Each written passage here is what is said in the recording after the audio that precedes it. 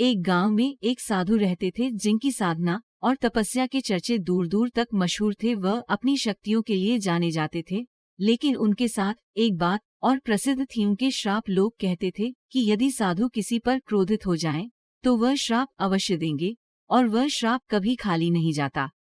गांव का एक युवा लड़का जिसका नाम अर्जुन था, साधु की प्रसिद्धि के बारे में सुनता रहता था। वह साधु के श्राप के बारे में जानने के लिए अत्यंत उत्सुक था।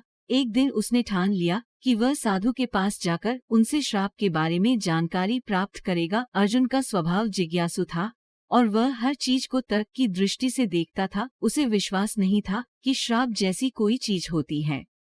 एक दिन अर्जुन ने अपनी हिम्मत जुटाई और साधु के आश्रम की ओर चल पड़ा। जब वह वहां पहुंचा तो साधु ध्यान में मग्न थे। अर्जुन ने थोड़ी देर प्रतीक्षा की, फिर साधु के ध्यान से बाहर आने पर उनके पास जाकर प्रणाम किया और बोला, महाराज, मैंने आपके बारे में बहुत कुछ सुना है। लोग कहते हैं कि आप श्राप देते हैं और वह श्राप कभी खाली नहीं जाता। क्या यह सच है? साधु ने अर्जुन की ओर गहरी नजर से देखा और मुस्कुराते हुए बोले, बेटा, श्राप कोई खेल नहीं है। ये केवल क्रोध में या अन्याय होने पर दिया जाता है। लेकिन तुम क्यों ये जानना चाहते हो? अर्जुन ने उत्तर दिया, महाराज, मैं जानना चाहता हूँ कि श्राप की शक्ति में सचमुच कुछ है या ये सिर्फ एक मान्यता है। मैं तर्क और विज्ञान में विश्वास करता हूँ। मुझे विश्वास नहीं होता कि किसी के शब्दों में इतनी शक्ति हो सकती है। साधु ने अर्जुन की बात सुनी और थोड़ी देर तक शांत रहे। फिर उन्होंने कहा, यदि तुम सच में ये जानना चाहते हो तो ठीक है, लेकिन याद रखना, जो चीजें तुम नहीं समझते उन्हें छोटा मत समझो। Powered by the verse. साधु ने गहरी सांस ली और कहा, तुम्हें अपने अनुभव से ये समझना होगा। उन्होंने फिर अर्जुन की ओर देखा और बोले, जाओ, आज से 7 दिन के भीतर तुम देखोगे कि तुम्हारे जीवन में क्या होता है। अर्जुन ने इसे मजाक समझा और साधु के आश्रम से लौट आया। वह इस बारे में दोस्तों को बताने लगा और सभी हंसने लगे। सबने कहा कि ये केवल पुरानी मान्यताएं हैं जिनका कोई आधार नहीं है। अर्जुन भी यही सोचकर निश्चिंत हो गया। पहला दिन बीता और कुछ भी असामान्य नहीं हुआ। अर्जुन का आत्मविश्वास बढ़ने लगा कि साधु का श्राप भी एक छलावा है। दूसरे दिन भी कुछ नहीं हुआ, लेकिन तीसरे दिन से अर्जुन की जिंदगी में छोटे छोटे बदलाव होने लगे। पहले उसकी किताबें खो गईं। उसे लगा कि ये मात्र एक इत्तेफाक है। चौथे दिन उसके घर में कुछ अजीब घटित हुआ। उसके परिवार के सदस्य आपस में झगड़ने लगे, जो पहले कभी नहीं होता था। अर्जुन फिर भी इसे नजरअंदाज करता रहा। Powered by the verse.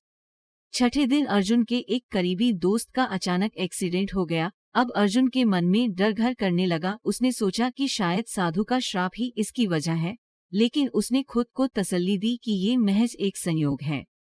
अंततः 7वें दिन अर्जुन के साथ कुछ ऐसा हुआ जो उसके जीवन को पूरी तरह बदल कर रख दिया। उसके घर में आग लग गई और उसकी अधिकांश संपत्ति जलकर राख हो गई। अर्जुन अब घबराया हुआ था और समझ नहीं पा रहा था कि वह क्या करे। उसे याद आया कि साधु ने 7 दिनों की बात कही थी। अब उसके पास कोई विकल्प नहीं था। वह दौड़ता हुआ साधु के आश्रम की ओर भागा।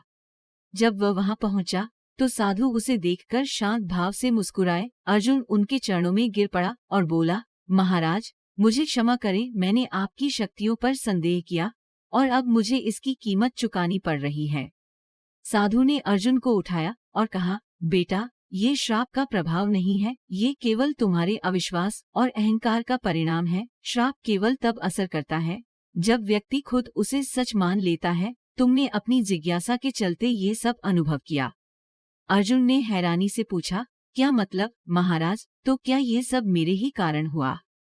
साधु ने समझाया, हाँ, तुम्हारे मन में जो भय और संदेह उत्पन्न हुआ वही तुम्हारी समस्याओं का कारण बना। जब तुमने मेरे श्राप को चुनौती दी तब से ही तुम्हारा मन उसे सच मानने लगा। इंसान का मन बहुत शक्तिशाली होता है। जो वह मानता है वही उसकी सच्चाई बन जाती है।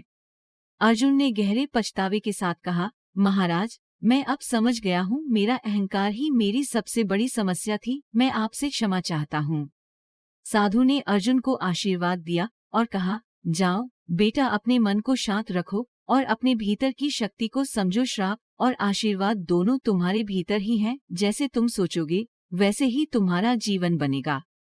इस घटना के बाद अर्जुन की सोच बदल गई। उसने समझा कि असली शक्ति बाहर नहीं बल्कि हमारे भीतर ही होती है। वह वापस गांव लौटा लेकिन अब उसकी दृष्टि बदल चुकी थी। उसने जीवन को एक नए दृष्टिकोण से देखना शुरू किया और अपने मन की शक्ति को पहचानने लगा।